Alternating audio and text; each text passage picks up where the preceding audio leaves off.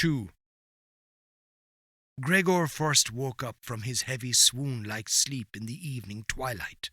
He would certainly have woken up soon afterwards without any disturbance, for he felt himself sufficiently rested and wide awake, although it appeared to him as if a hurried step and a cautious closing of the door to the hall had aroused him. The shine of the electric street-lights lay pale here and there on the ceiling and on the higher parts of the furniture, but underneath, around Gregor, it was dark. He pushed himself slowly towards the door, still groping awkwardly with his feelers, which he now learned to value for the first time, to check what was happening there. His left side seemed one single unpleasantly stretched scar, and he really had to hobble on his 2 rows of legs. In addition, one small leg had been seriously wounded in the course of the morning incident. It was almost a miracle that only one had been hurt, and dragged lifelessly behind. By the door he first noticed what had really lured him there. It was the smell of something to eat. For there stood a bowl filled with sweetened milk, in which swam tiny pieces of white bread. He almost laughed with joy, for he now had a much greater hunger than in the morning, and he immediately dipped his head almost up to and over his eyes down into the milk. But he soon drew it back again in disappointment. Not just because it was difficult for him to eat on account of his delicate left side. He could eat only if his entire panting body worked in a coordinated way. But also because the milk, which otherwise was his favourite drink and which his sister had certainly placed there for that reason, did not appeal to him at all. He turned away from the bowl almost with aversion and crept back into the middle of the room.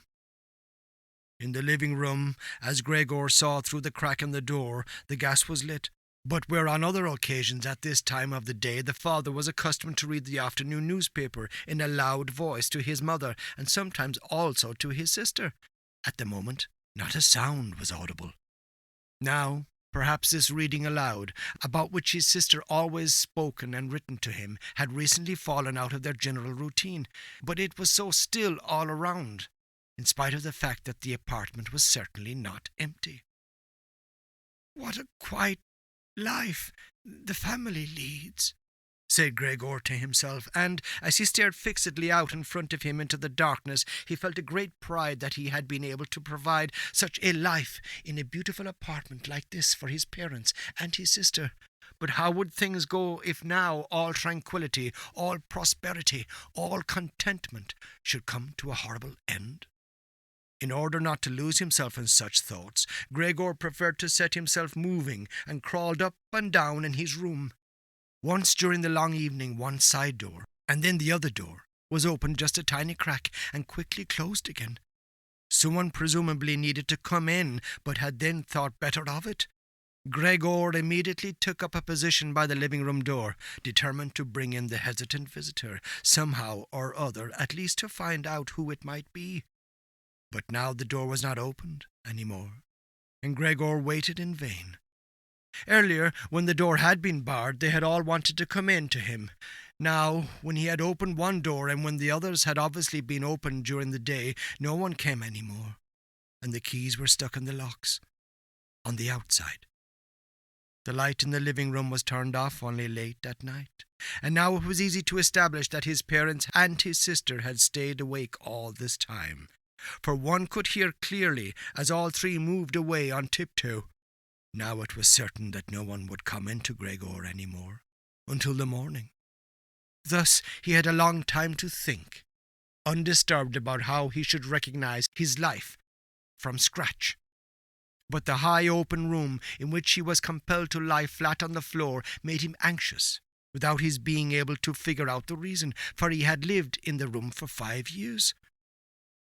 With a half-unconscious turn, and not without a slight shame, he scurried under the couch, where, in spite of the fact that his back was a little cramped and he could no longer lift up his head, he felt very comfortable, and was sorry only that his body was too wide to fit completely under it.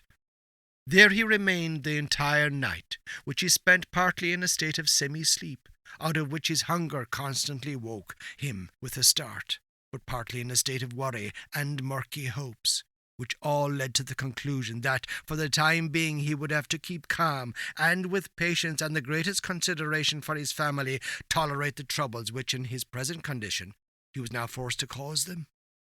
Already early in the morning, it was still almost night, Gregor had an opportunity to test the power of the decisions he had just made, for his sister, almost fully dressed, opened the door from the hall into his room and looked eagerly inside. She did not find him immediately, but when she noticed him under the couch, God, he had to be somewhere or other, for he could hardly fly away. She got such a shock that, without being able to control herself, she slammed the door shut once again from the outside, as if she was in the presence of a serious invalid or a total stranger. Gregor had pushed his head forward just to the edge of the couch and was observing her. Would she really notice that he had left the milk standing? Not indeed from any lack of hunger, and would she bring in something else to eat more suitable for him? If she did not do it on her own, he would sooner starve to death than call her attention to the fact. Although he had a really powerful urge to move beyond the couch, throw himself at his sister's feet and beg her for something or other good to eat. But his sister noticed right away with astonishment that the bowl was still full, with only a little milk spilled around it. She picked it up immediately, although not with her bare hands, but with a rag, and took it out of the room. Gregor was extremely curious what she would bring as a substitute, and he pictured to himself different ideas about that.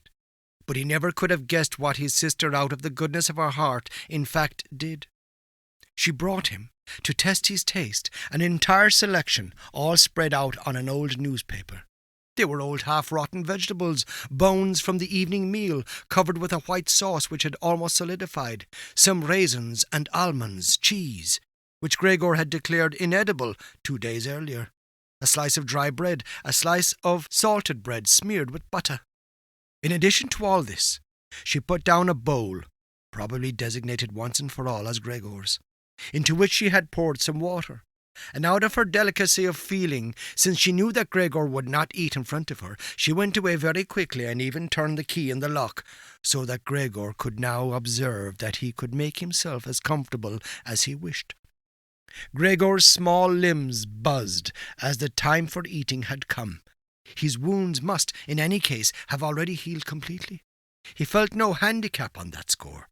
He was astonished at that, and thought about it, how more than a month he had cut his finger slightly with a knife, and how this wound had hurt even the day before yesterday. "Am I now going to be less sensitive?"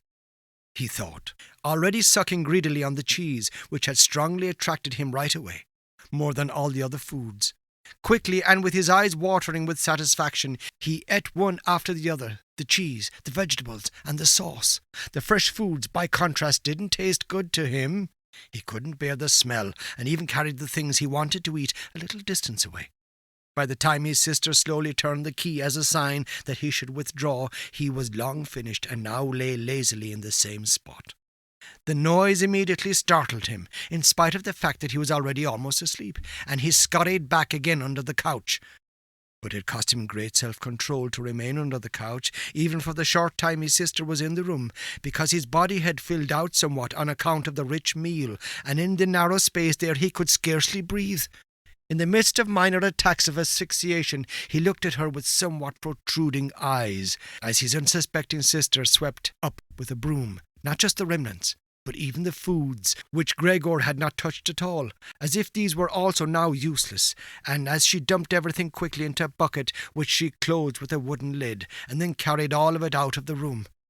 She had hardly turned around before Gregor had already dragged himself out from the couch, stretched out, and let his body expand. In this way Gregor got his food every day. Once in the morning, when his parents and the servant girl were still asleep, and a second time after the common noon meal, for his parents were, as before, asleep then for a little while, and the servant girl was sent off by his sister on some errand or other. Certainly they would not have wanted Gregor to starve to death, but perhaps they could not have endured finding out what he ate, other than by hearsay. Perhaps his sister wanted to spare them what was possibly only a small grief, for they were really suffering quite enough already. What sorts of excuses people had used on that first morning to get the doctor and the locksmith out of the house, Gregor was completely unable to ascertain. Since he was not comprehensible, no one, not even his sister, thought that he might be able to understand others, and thus when his sister was in her room, he had to be content with listening now and then to her sighs and invocations to the saints. Only later, when she had grown somewhat accustomed to everything, naturally there could never be any talk of her growing completely accustomed to it. Gregor sometimes caught a comment which was intended to be friendly, or could be interpreted as such. "Well, today it tasted good to him," she said. If Gregor had really cleaned up what he had to eat, whereas in the reverse situation, which gradually repeated itself more and more frequently, she used to say sadly, "Now everything has stopped again." But while Gregor could get no new information directly, he did hear a good deal from the room next door, and as soon as he heard voices, he scurried right away to the relevant door and pressed his entire body against it. In the early days especially, there was no conversation which was not concerned with him in some way or other, even if only in secret. For 2 days at all mealtimes, discussions on the subject could be heard on how people should now behave. But they also talked about the same subject in the times between meals, for there were always at least 2 family members at home, since no one really wanted to remain in the house alone, and people could not, under any circumstances, leave the apartment completely empty. In addition, on the very first day the servant girl, it was not completely clear what and how much she knew about what had happened, on her knees had begged his mother to let her go immediately, and when she said goodbye about 15 minutes later, she thanked them for the dismissal with tears in her eyes, as if she was receiving the greatest favour which people had shown her there. And without anyone demanding it from her, she wore a fearful oath not to betray anyone, not even the slightest bit. Now his sister had to team up with his mother to do the cooking, although that didn't create much trouble because people were eating almost nothing. Again and again Gregor listened as one of them vainly invited another one to eat, and received no answer other than, "Thank you, I have enough," or something like that, and perhaps they had stopped having anything to drink too. His sister often asked his father whether he wanted to have a beer, and gladly offered to fetch it herself, and when his father was silent, she said, in order to remove any reservations he might have, that she could send the caretaker's wife to get it. But then his father finally said a resounding, "No, no," and nothing more would be spoken about it. Already during the first day his father laid out all the financial circumstances and prospects to his mother, and to his sister as well. From time to time he stood up from the table and pulled out of the small lockbox salvaged from his business, which had collapsed 5 years previously, some document or other, or some notebook. The sound was audible as he opened up the complicated lock, and, after removing what he was looking for, locked it up again. These explanations by his father were, in part, the first enjoyable thing that Gregor had the chance to listen to since his imprisonment. He had thought that nothing at all was left over for his father from that business. At least his father had told them nothing to contradict that view, and Gregor in any case hadn't asked him about it. At the time, Gregor's only concern had been to devote everything he had in order to allow his family to forget as quickly as possible the business misfortune which had brought them all into a state of complete hopelessness. And so at that point he'd started to work with a special intensity, and from an assistant had become almost overnight a travelling salesman who naturally had entirely different possibilities for earning money, and whose successes at work at once were converted into the form of cash commissions, which could be set out on the table at home in front of his astonished and delighted family. Those had been beautiful days, and they had never come back afterwards, at least not with the same splendour, in spite of the fact that Gregor later earned so much money that he was in a position to bear the expenses of the entire family, expenses which he, in fact, did bear. They had become quite accustomed to it, both the family and Gregor as well. They took the money with thanks, and he happily surrendered it, but the special warmth was no longer present. Only the sister had remained still close to Gregor, and it was his secret plan to send her. In contrast to Gregor, she loved music very much and knew how to play the violin charmingly. Next year to the conservatory, regardless of the great expense which that must necessitate, and which would be made up in other ways. Now and then, during Gregor's short stays in the city, the conservatory was mentioned in conversations with his sister, but always only as a beautiful dream whose realization was unimaginable, and their parents never listened to these innocent expectations with pleasure, but Gregor thought about them with scrupulous consideration and intended to explain the matter ceremoniously on Christmas Eve. In his present situation, such futile ideas went through his head while he pushed himself right up against the door and listened. Sometimes in his general exhaustion he couldn't listen any more and let his head bang listlessly against the door. But he immediately pulled himself together, for even the small sound which he made by this motion was heard nearby and silenced everyone. "There he goes on again," said his father after a while, clearly turning towards a door, and only then would the interrupted conversation gradually be resumed again. Gregor found out clearly enough, for his father tended to repeat himself often in his explanations, partly because he had not personally concerned himself with these matters for a long time now, and partly also because his mother did not understand everything right away the first time, that in spite all bad luck, a fortune, although a very small one, was available from the old times, which the interest, which had not been touched, had in the intervening time gradually allowed to increase a little.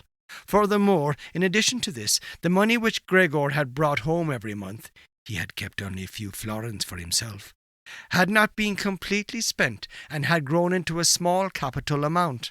Gregor, behind his door, nodded eagerly, rejoicing over this unanticipated foresight and frugality. True, with this excess money he could have paid off more of his father's debt to his employer, and the day on which he could be rid of this position would have been a lot closer. But now things were doubtless better the way his father had arranged them. At the moment, however, this money was nowhere near sufficient to permit the family to live on the interest payments. Perhaps it would be enough to maintain the family for 1 or at most 2 years, that's all. Thus it came only to an amount which one should not really take out, and which must be set aside for an emergency. But the money to live on must be earned. Now his father was a healthy man, although he was old, who had not worked at all for 5 years now, and thus could not be counted on for very much. He had in these 5 years, the first holidays of his trouble-filled but unsuccessful life, put on a good deal of fat, and thus had become really heavy. And should his old mother now maybe work for money, a woman who suffered from asthma, for whom wandering through the apartment even now was a great strain, and who spent every second day on the sofa by the open window, labouring for breath? Should his sister earn money, a girl who was still a 17-year-old child, whose earlier lifestyle had been so very delightful that it had consisted of dressing herself nicely, sleeping in late, helping around the house, taking part in a few modest enjoyments, and, above all, playing the violin? When it came to talking about this need to earn money, at first Gregor went away from the door and threw himself on the cool leather sofa beside the door, for he was quite hot from shame and sorrow. Often he lay there all night long. He didn't sleep a moment and just scratched on the leather for hours at a time. He undertook the very difficult task of shoving a chair over to the window. Then he crept up on the windowsill and, braced in the chair, leaned against the window to look out, obviously with some memory or other of the satisfaction that used to bring him in earlier times.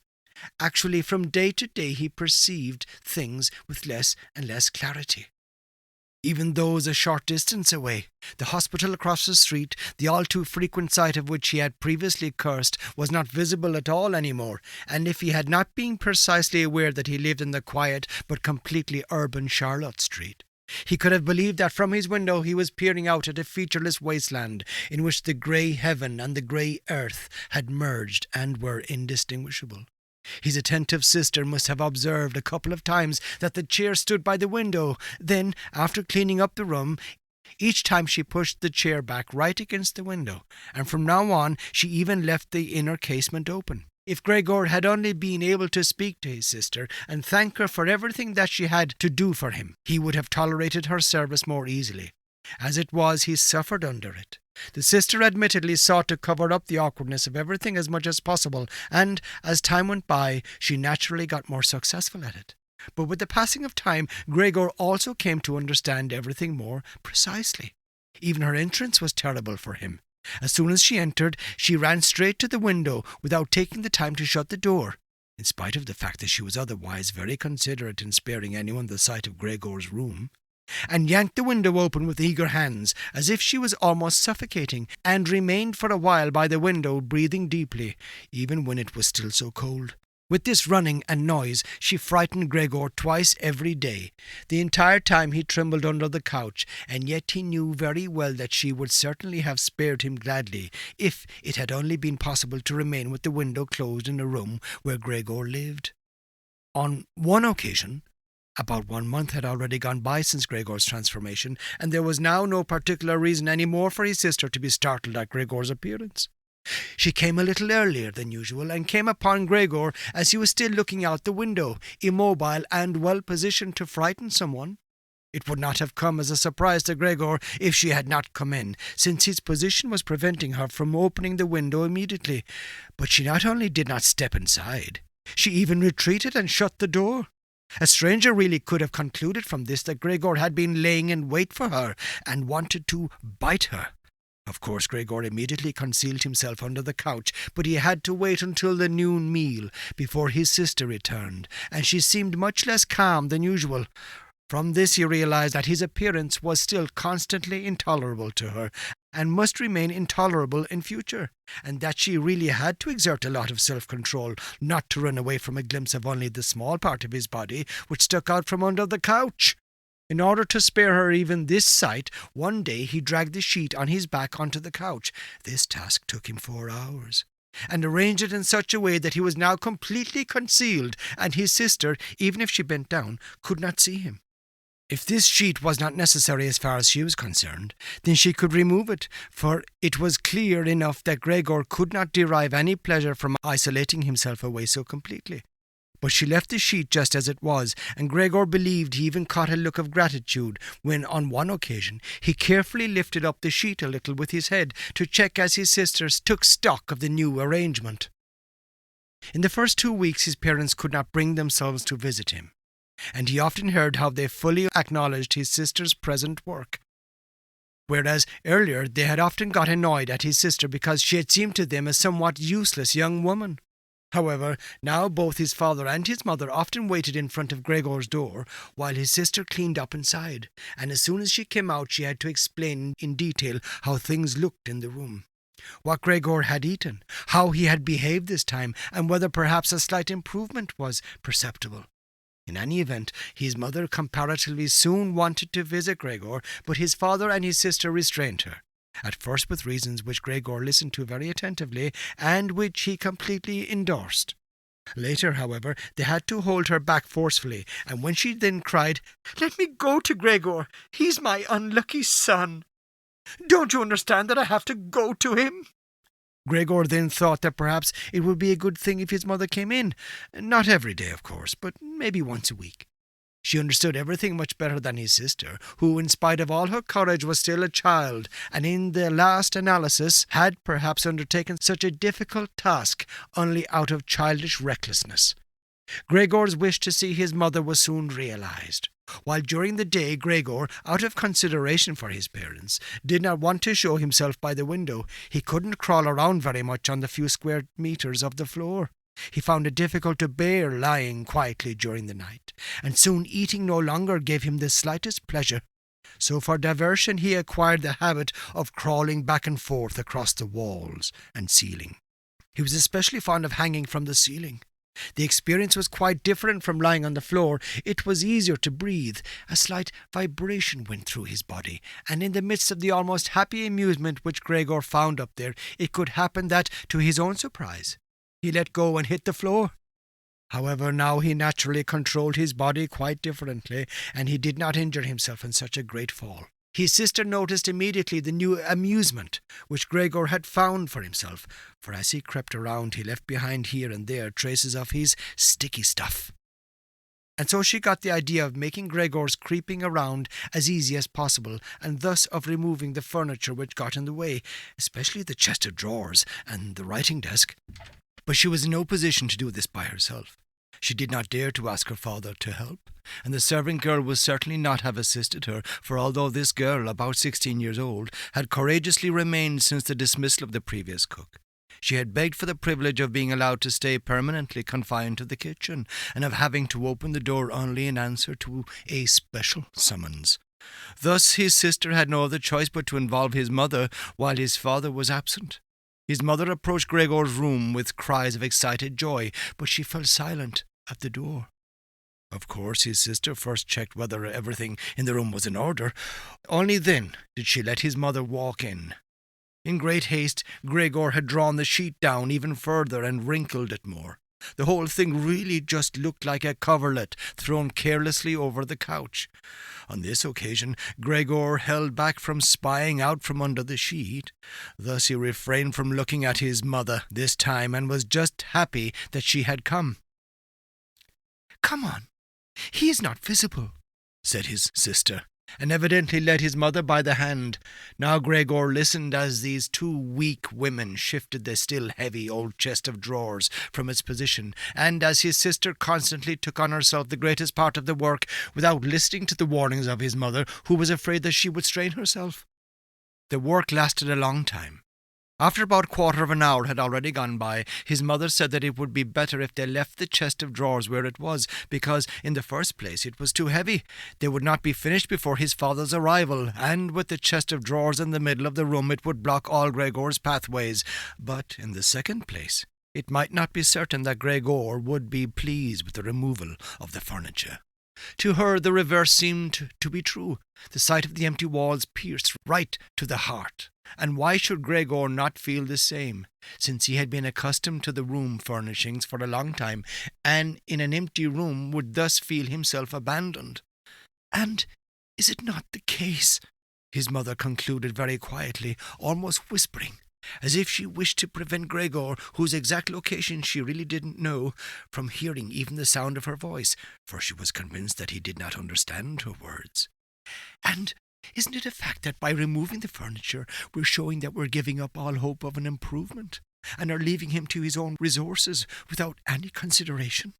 I think it would be best if we tried to keep the room exactly in the condition in which it was before, so that when Gregor returns to us, he finds everything unchanged and can forget the intervening time all the more easily." As he heard his mother's words, Gregor realized that the lack of all immediate human contact, together with the monotonous life surrounded by the family over the course of these 2 months, must have confused his understanding, because otherwise he couldn't explain to himself that he, in all seriousness, could have been so keen to have his room emptied. Was he really eager to let the warm room, comfortably furnished with pieces he had inherited, be turned into a cavern in which he would, of course, then be able to crawl about in all directions without disturbance, but at the same time with a quick and complete forgetting of his human past as well?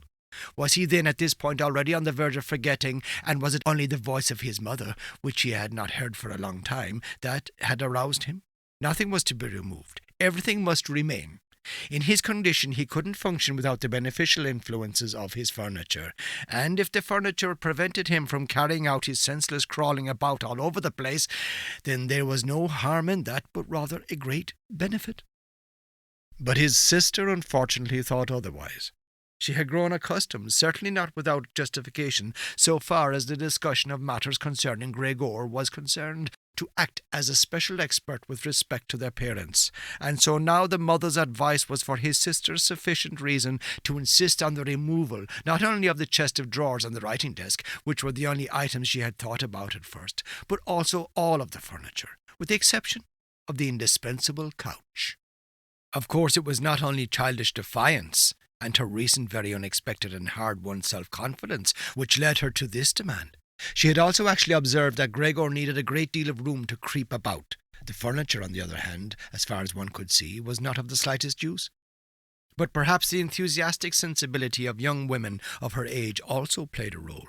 This feeling sought release at every opportunity, and with it Grete now felt tempted to want to make Gregor's situation even more terrifying, so that then she would be able to do even more for him than now. For surely no one except Grete would ever trust themselves to enter a room in which Gregor ruled the empty walls all by himself. And so she did not let herself be dissuaded from her decision by her mother, who in this room seemed uncertain of herself in her sheer agitation, and soon kept quiet. helping his sister with all her energy to get the chest of drawers out of the room. Now Gregor could still do without the chest of drawers if need be, but the writing desk really had to stay, and scarcely had the women left the room with the chest of drawers groaning as they pushed it, when Gregor stuck his head out from under the sofa to take a look how he could intervene cautiously and with as much consideration as possible. But unfortunately it was his mother who came back into the room first, while Grete had her arms wrapped around the chest of drawers in the next room and was rocking it back and forth by herself without moving it from its position. His mother was not used to the sight of Gregor. He could have made her ill, and so frightened, Gregor scurried backwards, right to the other end of the sofa, but he could no longer prevent the sheet from moving forward a little. That was enough to catch his mother's attention. She came to a halt, stood still for a moment, and then went back to Grete. Although Gregor kept repeating to himself over and over that really nothing unusual was going on, that only a few pieces of furniture were being rearranged, he soon had to admit to himself that the movements of the women to and fro, their quiet conversations, the scratching of the furniture on the floor affected him like a great swollen commotion on all sides, and so firmly was he pulling in his head and legs and pressing his body into the floor, he had to tell himself unequivocally that he wouldn't be able to endure all this much longer. They were cleaning out his room, taking away from him everything he cherished. They had already dragged out the chest of drawers in which the fret saw and other tools were kept, and now they were loosening the writing desk which was fixed tight to the floor, the desk on which he, as a business student, a school student, indeed even as an elementary school student, had written out his assignments. At that moment he really didn't have any more time to check the good intentions of the two women, whose existence he had in any case almost forgotten, because in their exhaustion they were working really silently, and the heavy stumbling of their feet was the only sound to be heard. And so he scuttled out. The women were just propping themselves up on the writing desk in the next room in order to take a breather. Changing the direction of his path 4 times, he really didn't know what he should rescue first. Then he saw hanging conspicuously on the wall, which was otherwise already empty, the picture of the woman dressed in nothing but fur. He quickly scurried up over it and pressed himself against the glass that held it in place and which made his hot abdomen feel good. At least this picture, which Gregor at the moment completely concealed, surely no one would now take away. He twisted his head towards the door of the living room to observe the women as they came back in. They had not allowed themselves very much rest and were coming back right away. Grete had placed her arm around her mother and held her tightly. "So what shall we take now?" said Grete, and looked around her. Then her glance crossed with Gregor's from the wall. She kept her composure only because her mother was there. She bent her face towards her mother in order to prevent her from looking around, and said, although in a trembling voice and too quickly, "Come, wouldn't it be better to go back to the living room for just another moment?" Grete's purpose was clear to Gregor.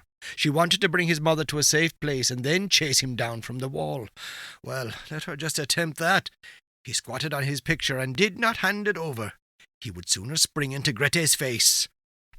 But Grete's words had immediately made the mother very uneasy. She walked to the side, caught sight of the enormous brown splotch on the flowered wallpaper, and, before she became truly aware what she was looking at was Gregor, screamed out in a high-pitched raw voice, "Oh God! Oh God!" and fell with outstretched arms as if she was surrendering everything down onto the couch and lay there motionless. "Gregor, you!" cried out his sister with a raised fist and an urgent glare. Since his transformation, those were the first words which she had directed right at him. She ran into the room next door to bring some spirits or other, with which she could revive her mother from her fainting spell. Gregor wanted to help as well. There was time enough to save the picture. But he was stuck fast on the glass and had to tear himself loose forcefully. Then he also scurried into the next room, as if he could give his sister some advice, as in earlier times, but then he had to stand there idly behind her, while she rummaged about among various small bottles. Still, she was frightened when she turned around. A bottle fell onto the floor and shattered. A splinter of glass wounded Gregor in the face. Some corrosive medicine or other dripped over him. Now, without lingering any longer, Grete took as many small bottles as she could hold, and ran with them into her mother. She slammed the door shut with her foot. Gregor was now shut off from his mother, who was perhaps near death, thanks to him. He could not open the door, and he did not want to chase away his sister, who had to remain with her mother. At this point he had nothing to do but wait, and overwhelmed with self-reproach and worry, he began to creep and crawl over everything, walls, furniture, and ceiling. Finally, in his despair, as the entire room started to spin around him, he fell onto the middle of the large table. A short time elapsed. Gregor lay there limply. All around was still. Perhaps that was a good sign. Then there was a ring at the door. The servant girl was naturally up in her kitchen, and Grete must therefore go to open the door. Then the father had arrived. "What's happened?" were his first words. Grete's appearance had told him everything. Grete replied with a dull voice. Evidently she was pressing her face into her mother's chest. "Mother fainted, but she's getting better now. Gregor has broken loose." "Yes, I have expected that," said his father. "I always told you that, but you women don't want to listen." It was clear to Gregor that his father had badly misunderstood Grete's short message, and was assuming that Gregor had committed some violent crime or other. Thus Gregor now had to find his father to calm him down, for he had neither the time nor the opportunity to clarify things for him, and so he rushed away to the door of his room and pushed himself against it, so that his father could see right away as he entered from the hall that Gregor fully intended to return at once to his room, that it was not necessary to drive him back, but that one only needed to open the door and he would disappear immediately. But his father was not in the mood to observe such niceties. "Ah!" he yelled as soon as he entered, with a tone as if he were all at once angry and pleased. Gregor pulled his head back from the door and raised it in the direction of his father. He had not really pictured his father as he now stood there. Of course, what with his new style of creeping all around, he had in the past while neglected to pay attention to what was going on in the rest of the apartment, as he had done before, and really should have grasped the fact that he would encounter different conditions. Nevertheless, was that still his father? Was that the same man who had lain exhausted and buried in bed in earlier days when Gregor was setting out on a business trip, who had received him on the evenings of his return in a sleeping gown and armchair, totally incapable of standing up, who had only lifted his arm as a sign of happiness, and who, in their rare strolls together a few Sundays a year and on the important holidays, made his way slowly forwards between Gregor and his mother, who themselves moved slowly, always a bit more slowly than them, bundled up in his old coat, all the time setting down his walking stick carefully, and who, when he had wanted to say something, almost always stood still and gathered his entourage around him. But now he was standing up really straight, dressed in a tight-fitting blue uniform with gold buttons like the ones servants wear in a banking company. Above the high, stiff collar of his jacket, his firm double chin stuck out prominently. Beneath his bushy eyebrows, the glance of his black eyes was freshly penetrating and alert. His otherwise dishevelled white hair was combed down into a carefully exact shining part. He threw his cap, on which a gold monogram, apparently the symbol of the bank, was affixed in an arc across the entire room onto the sofa, and moved, throwing back the edge of the long coat of his uniform, with his hands in his trouser pockets and a grim face, right up to Gregor. He really didn't know what he had in mind, but he raised his foot uncommonly high anyway, and Gregor was astonished at the gigantic size of his sole of his boot. However, he did not linger on that point, for he knew from the first day of his new life that, as far as he was concerned, his father considered the great force the only appropriate response. And so he scurried away from his father, stopped when his father remained standing, and scampered forward again when his father merely stirred. In this way they made their way around the room repeatedly, without anything decisive taking place. Indeed, because of the slow pace, it didn't look like a chase.